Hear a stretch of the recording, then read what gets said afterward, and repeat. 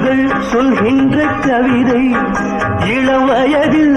எத்தனை கோடி